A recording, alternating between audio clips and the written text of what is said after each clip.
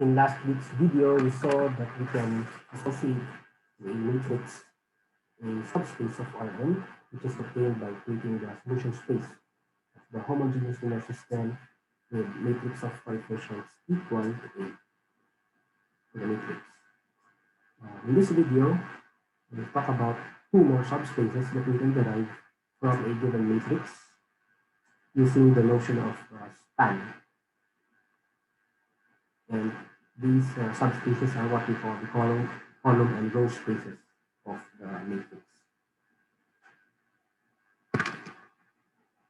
So if we have an m by n matrix A with entries as shown, observe that the columns can be viewed as vectors in Rn. Okay. So A has m rows. So each column is a vector in Rn. So from here we can associate a subspace of Rn obtained by taking all linear combinations of the columns.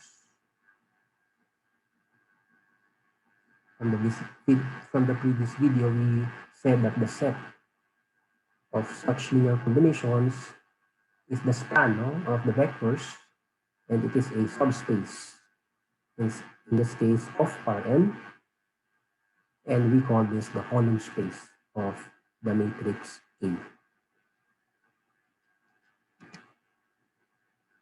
So for example, consider A as shown, a 3 by 3 matrix. Its column space is the span of the columns 4 to -3, to 1, -2, -2, -1, 0. So the definition of the span, okay, applied to this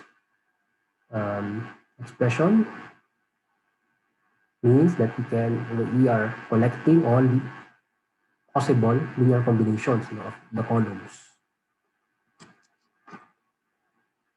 So from the previous video, to compute the span, we have to determine for which vectors b1, b2, b3 will the system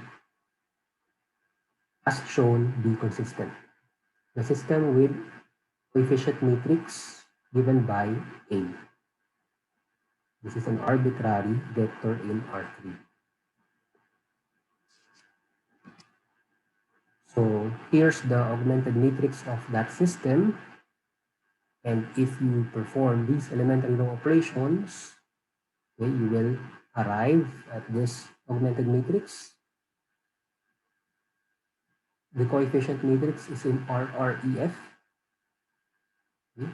And looking at this, we see that the system is consistent if and only if this is 0. If and only if b1 minus 2b2 equals 0, and there's no restriction on b3. Okay. So b1, b2, b3 belongs to the span of the columns of A if and only if the first component equals twice the second component, and there's no restriction on the third component.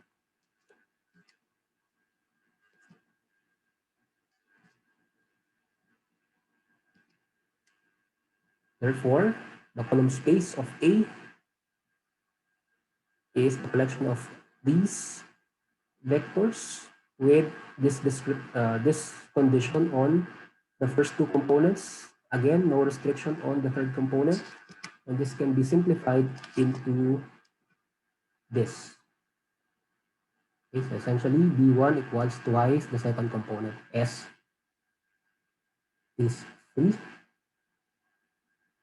Okay, and to simplify this, we note that a vector of the form 2RRS can be written as a linear combination of 2, 1, 0 and 0, 0, 1 with vectors or with scalars RS respectively.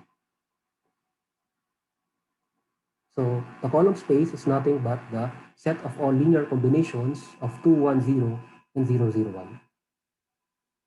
But by definition, the set of all linear combinations of 2, 1, 0 and 0, 0, 1 is the span of those vectors. So the column space of A is the span of 210 and 001.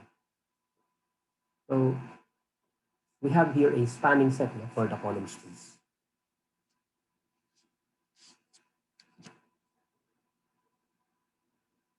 So now we consider the other subspace. So going back to our matrix A, so this time, if we consider the rows, now the rows can be viewed as vectors in Rn because there are n columns. So you have n components each row. You have vectors in Rn. And if you consider the subspace spanned by the rows, then that will give us the row space of A. This is a definition for the row space. And actually the row space of a matrix does not change with respect to elementary row operations. Okay? More precisely, if you have an m by n matrix A, which is row equivalent to another n by n matrix B, then the row spaces of A and B must be equal. And why is that true? Well, suppose A is row equivalent to B. Since the rows of B can be obtained from the rows of A by elementary row operations, it follows that the rows of B can be written as linear combinations of the rows of A. So this means that the row vectors of B must lie in the row space of A, and the subspace spanned by the row vectors of B will be contained in the row space of A. But this is also true. It's also true that the rows of A can be obtained from the rows of B by elementary row operations, because as we mentioned in our consultation for module 2, elementary row operations are reversible. Okay?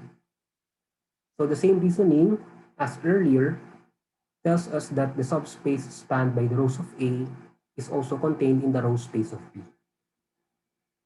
So the row spaces of A and B must be the same.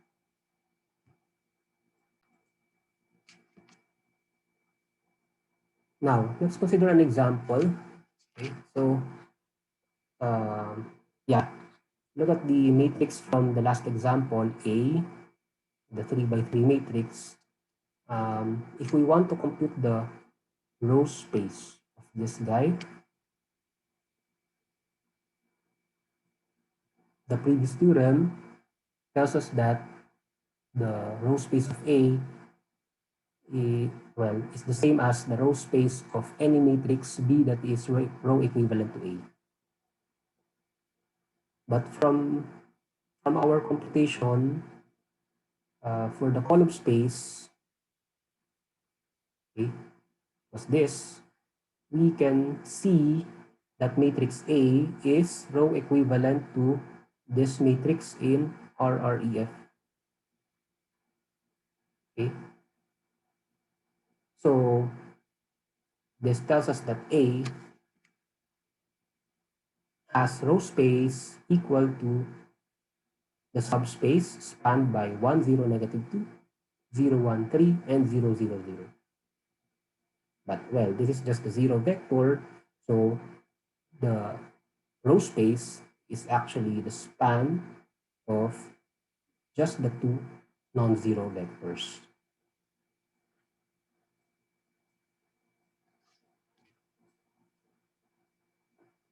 So note that the row space of a matrix can be obtained by computing the column space of the transpose of A. And conversely, if you know the row space of A transpose, then you can compute the column space of A.